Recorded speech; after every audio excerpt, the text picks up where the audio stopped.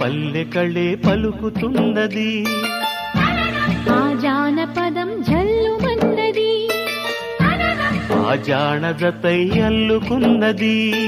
మొగలి పువ్వు మహారాజుకి మొదటి కానుక, ఎదను పరిచి వేసేయన ప్రణయ వేదిక.